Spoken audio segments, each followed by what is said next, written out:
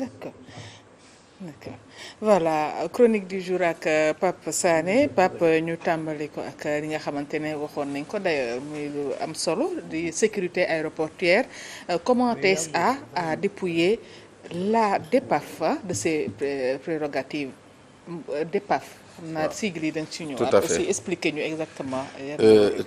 TSA mooy Teranga Sûreté Aéroportuaire c'est une société de sûreté aéroportuaire. DEPAF c'est la direction de la police de l'air et des frontières moom moo yore la primeur sur la gestion des frontières. Donc Teranga Sûreté Aéroportuaire nekk une société bi nga xam ne 2019 nañ ko créé ko 2019 mu ñëw ñu installé ko au niveau de AIBD bi mu ñëwee au niveau de AIBD li ci gën a yéeme. On va en parler brièvement mais c'est un sujet sur lequel je vais revenir la semaine prochaine mais brièvement rek. Pour parler de TSA. ñu ñëw 2019 installé ko AIBD ñu jox ko fa contrat. Le drame mooy que le travail bi nga xam ne dans tous les pays du monde. travail bi nga xam ne l'immigration la police de l'immigration ñoo koy def.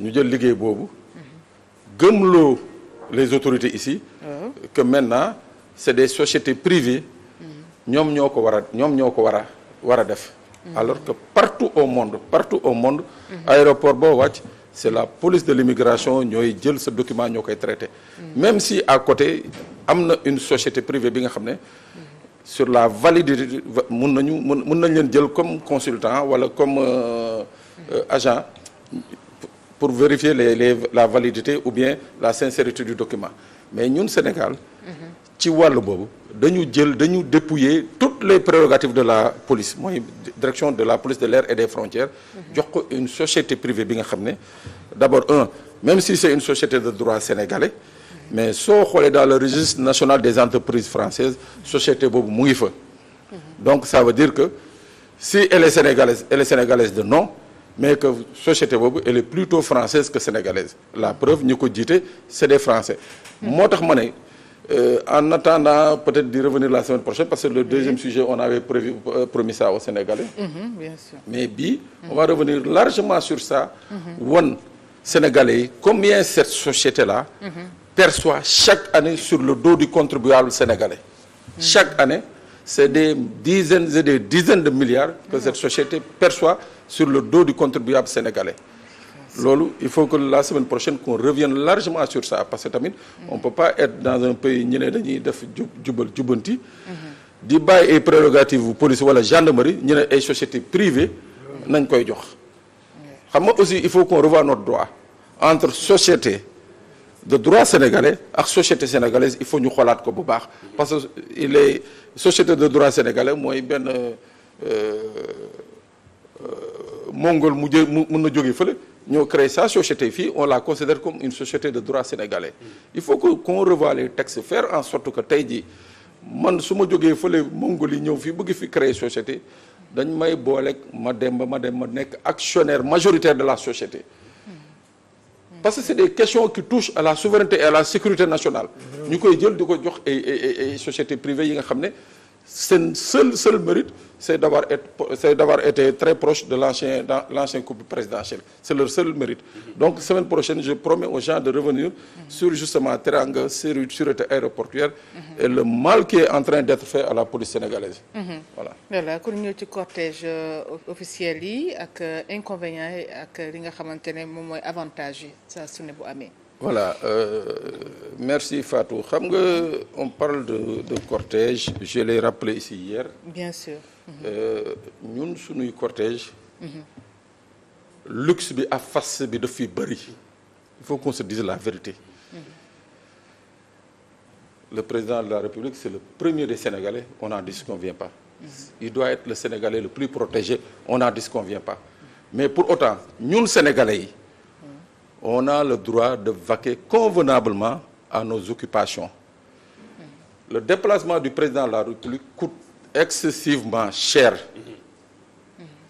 bu ñu ne le président bu naree génn palais uti Diamniadio 15 à 30 minutes avant benn oto du daw te loolu lu koy indi mooy c'est la longueur et la lourdeur du cortège présidentiel. Longueur c'est-à-dire ñu koy. mooy guddaay bi on comprend dans tous les pays du monde. Le président cortège am bu génnee effectivement war na am une flèche war na am des voitures de sécurité. war na am un véhicule de communication war na am un ou deux véhicules de brouilleur war na am équipe journaliste voiture de journaliste war na am une ambulance ça on n'en disconvient pas c'est tout à fait normal. C'est des règles partout dans le monde mais c'est-à-dire lii xewoon 1960 et 1980 moo mënatul xew fii avant Dakar n'était pas aussi peuplé que comme on l'est aujourd'hui. À l'époque on était 2-3 millions de Sénégalais.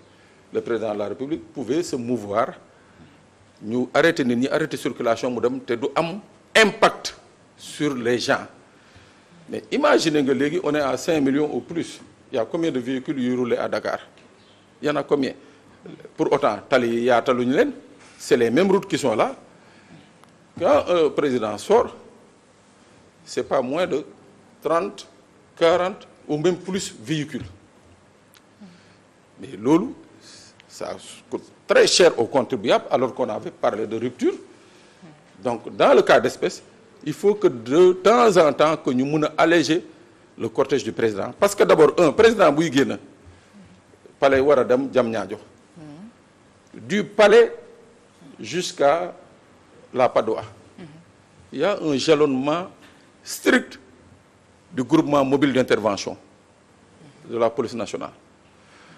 De la Padoa à Diamniadio il y a un jalonnement de la gendarmerie waaye c'est vrai xanaa nag loolu ku mu doyul ci sécurité wax dëgg yàlla kon on voit le mal partout quoi mais nag nga bëgg nag yow génn ak sa cortège ba nga xam ne c'est une trentaine ou quarantaine de véhicules ñu retenir les Sénégalais am na ambulance bu fa nekk war a yóbbu une urgence am na quelqu'un qui est voilà ku waaj a accouché am na keneen ki nga xam ne beneen soxla la am ba nga xam ne urgence ça nécessite une urgence mais loolu yëpp effectivement les dispositifs du protocole imposent à ce que tout le monde attend on attend il y a pas de problème c'est les Sénégalais mais je dis que nañ ko defee ci yeneen dëkk yi alléger le dispositif c'est-à-dire que tey le président quand il sort pour aller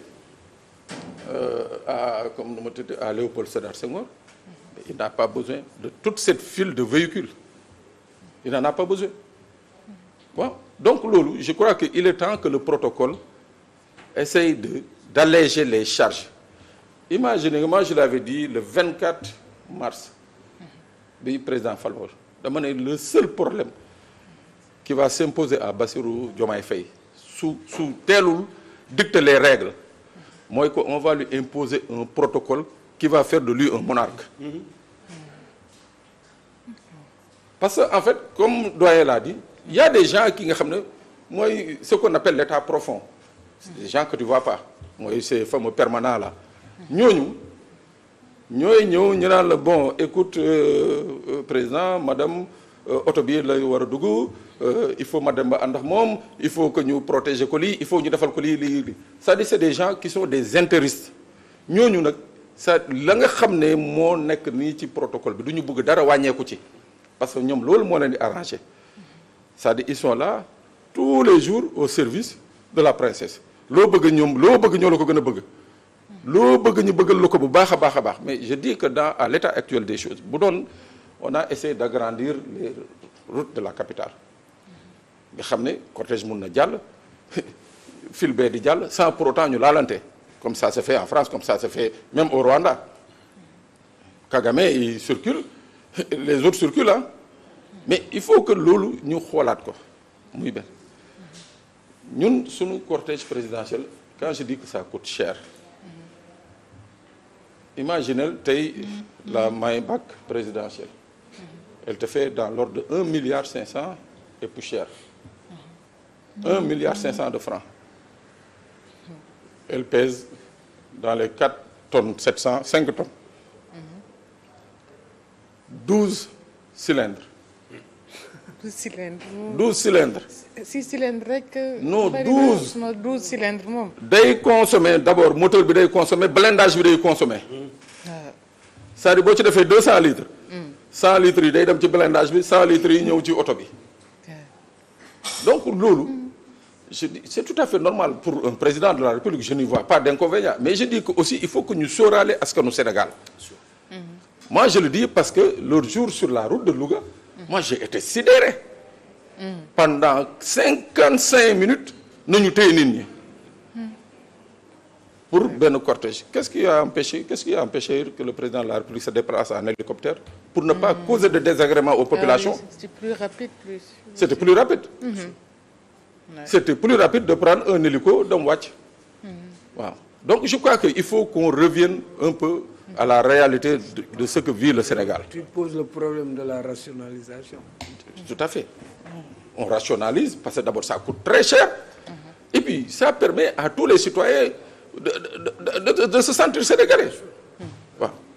C'est important. Oui. Parce que ñun suñu réew dañoo am benn philosophie boo xam ne le dirigeant yi mos a am. mooy à nous les honneurs et l'argent et à vous les horreurs. les horreurs exactement. ça il faut. loolu nag dafa dañ. non lu gën a important mooy wax jooju nga wax ne. dafa am ñu nga xam ne loo bëgg ñoo la ko gën a bëgg. ñoo la koy gën a bëggal laa la wax. gën a bëggal. ñoo la koy gën a bëggal. ñooñu. c'est le danger permanent ñooñ la. oui gis nga lu gudd loolu ngay wax. ñoom dañuy bëgg sax mu gën a gudd. mais justement. parce que effectivement tu fais réfléchir tout le monde ça veut dire que quand soo commencé wax ñaata lay jar parce que mën nañu def calcul bi assez rapidement ñaata la jar pour que mu jóge fii palais dem Diamniadio mën nañ ko calculer njëgu film la. mais c'est des films boo xoolee bu baax njëgu film la. c'est des véhicules 6 cylindres. c'est li la intéressé moom. boo demee feneen tamit xool beneen waaye bu am beneen capacité. genn wàllu du xamale fukki njëgam la wala junni njëgam la. te loolu tamit aussi dañ ko war a réfléchir. li ci gënoon doy waar mooy oto yi sunu président di dawal fii président France dawal. on a le cortège le plus cher. on a le cortège le plus cher en Afrique de l'Ouest. on a le cortège le plus cher en Afrique de l'Ouest. Pourquoi ça? Ben c'est le faste, c'est le prestige. Non, le pourquoi, je vais vous dire, madame. Mais dafi nekkoon du léegi de du tax dafa yàgg nekk loolu mooy pourquoi bi dafa yàgg nekk donc ñii ñëw nag il faut ñu xalaat li fi yàgg nekk c'est ça le non ñun dañuy fal président nga ñëw dugg ci palais ñoom ñu def le roi waaw ne le président yow yaay bañ ils te disent comme ça président yaay bañ yow daal jarul ngay laajte jarul naan ndax am na wala amul yow daal bëggal rek ñu bëggal la mais attends ça c'est quand même pour une rupture je dis que il faut que loolu ñu teggi ko. waaw kon daal rupture dañ koo ñëw ba war ko indi ci affaire cortège bi tout. mais bien sûr yow mus nga génn cortège di jàll. man temps je faisais xam naa ni peut-être je vais faire la restitution bientôt. sur la violence des cortèges présidentiels en Afrique. violence encore. mais les cortèges de nos présidents sont extrêmement violents. sooy jéem a traversé bu ñu la yennoo fay nañ lay sànni teg wala ñu dóor la bal fital nga daanu. mais Gambie am na fort. oui avec comment dire. Jammeh Jammeh bu mu génn. mais nos cortèges sont extrêmement violents. dañuy daw moom defe naa char de combat la doon dugg. oui les cortèges en Afrique sont d'une extrême violence. ça.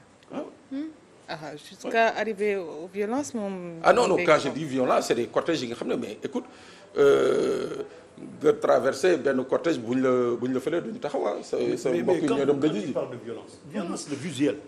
ça veut dire que yow su fekkee ne da nga nekk ci lu nga xam ne da nga ñàkk. ay blindé di la romb. ay kii di la romb ay. autres di la romb mais c'est violence la visuelle. xam nga pauvreté madame. violence visuelle la bu fekkee ne da ngay teg sa am nga teg ko ci kanamu pauvre c'est une violence visuelle. moo gën a grave sax oto bi dal la. c'est une violence visuelle parce que lay wàññi. en tout cas. mais franchement ce que vous dites. lu ngay wax nii c'est tellement intéressant kooku da nga ci war a def débat bu gën a gudd ah. ah non il faut en parler. et puis est-ce que doo leen dem nga seeti leen. nga wax leen ko parce que. non je dis dafa mais nañ dem ñu wax leen ko encore. c'est important. dégg nañ ko. Sénégal on peut pas te dire combien d'hommes protègent le président partout au monde.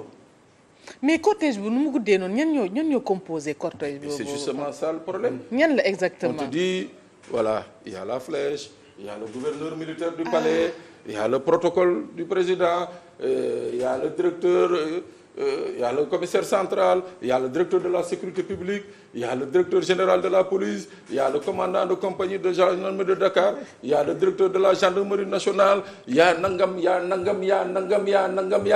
après président ñu ne la yaa nangam ba ci ambulance bi. ci ambulance am na photo bu mu mus a def. waaw ci Macky Sall. dama doon photo noonu rek dama doon def benn maa ngi woon Tëngéej. bu war fa jaar. waaw ci laa def benn photo. ci biir oto kii maître Diouf la El Hadj Diouf. photo naa ko boobu benn nga noonu. mi ngi woon ci kii bi mi ngi woon ci kii bi. ci cortège bi. mais cortège bi ñëpp man mais c'est vrai que yow li ngay wax. c'est important. il y a des gens qui n'ont rien à faire dans le cortège. C'est juste que voilà dañuy ànd ak président rek parce que président jóg na dañuy jóg dem. mais ces gens-là ñooy tax cortège bi toll ci 30-40 véhicules. Le président n'a besoin que de sa flèche de ces véhicules d'escorte mooy maanaam ñi nga xam ne ñoo koy protéger. d'un véhicule de substitution mooy au cas où mu panne am benn oto bu koy remplacer am oto voiture bi nga xam ne voiture bi c'est une voiture pour les communications pour sécuriser les communications du président et du cortège et également am na oto bu koy remplacer est-ce avéré donc récemment li ñu dégg ne oto président panne essence est-ce vrai bon comme ne nga am na oto bi remplacer ça veut dire dans tous les cortèges il y a une voiture de substitution qui suit c'est-à-dire que forcément oto bii nga xam ne day topp président day niroog oto bi nga xam ne si la nekk. D'accord. Ce qui fait que doo xam ci ban oto la nekk. ça c'est des questions de sécurité c'est normal. mais c'est une voiture de substitution. D'accord. mu am une voiture bi nga xam ne c'est brouillé c'est des brouilleurs. mooy maanaam tout le cortège li ñuy wax doo ko dégg. et ça permet mu am beneen oto bi nga xam ne day protéger les communications du président de la République et dans le cortège ci biir cortège bi dañuy waxante ñoom seen biir. donc loolu am na mu am une ambulance mu am nag les véhicules yi nga xam ne c'est les gardes affectés à la sécurité du président. D'accord. ñooñu ñooy nekk ci yeneen véhicules yi. pour kii par exemple on te dit que en France le groupe de sécurité de la présidence c'est 64 gendarmes et policiers. mais quand Macron sort. c'est 22 qui sortent qui le suivent hein. C'est pas les 64 qui le suivent c'est 22 qui le suivent. Ils ont même voté une loi là tout récemment en France. sur les cortèges là. ci cortège yi. léegi amatul ay arrêt parce que daanuñu taxaw. dañ daan jàll set yooyu yëpp. léegi da ngay taxaw feu rouge da ngay taxaw feu rouge di ko mais non man lu ma yaakaar. sëñ bi li nga développé xamuloo ko sax. gis nga li nga wax nii. il faut ñu chiffrer ko. D'accord. dañ ko war a chiffrer. temps baa ñu xooj mais dina kii dinañ ci waxaat largement incha allah na ci ñëwaat. semaine prochaine on revient sur teranga sûreté aéroportuaire. incha allah promis di la jaajëfal bu baax Pape Sané di jaajëfal bu baax suñu invité Moussa Touré. doyen Mademba Ramata Dia merci di remercier tamit Serigne Aliou Keita ci technique bi Pierre Dieng ci son bi ci caméra bi Kéba di leen di bàyyi léegi équipe Petit Déj ngeen ànd ceeg Safiatou Cissé très bonne journée.